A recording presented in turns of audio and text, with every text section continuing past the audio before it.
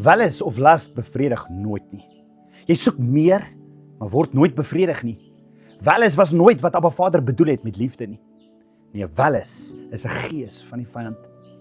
Mense word maklik vasgevang met pornografie, selfs TV, sosiale netwerke en selfs die besigheidswêreld sê seks selfs.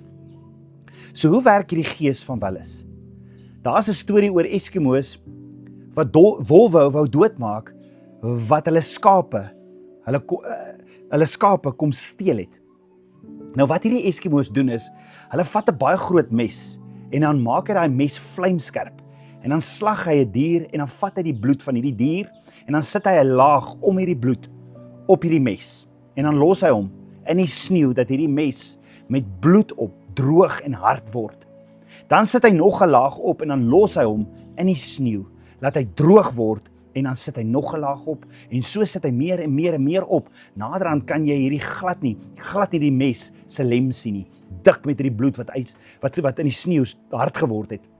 En dis net hierdie massa, dik bloed wat droog geword het rondom hierdie vlijmskerp lem en dan vat hy daai mes en dan plant hy hom in die grond regop in die sneeu tussen die klippe dat hy so regop staan, stewig vasgemaak.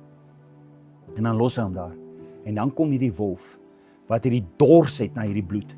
En dan kom hy en dan begin hy hierdie ryk. Hy ryk hierdie bloed en dan begin hy daarin te lek en dan gebeur daar iets binne in hierdie wolf. Daar kom hierdie passie, hierdie passion wat hy het vir hierdie bloed.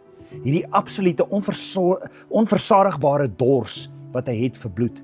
Dan begin hy vinniger lek aan hierdie mes. En naderhand begin hierdie lem van die mes uitsteek, maar hy weet dit nie.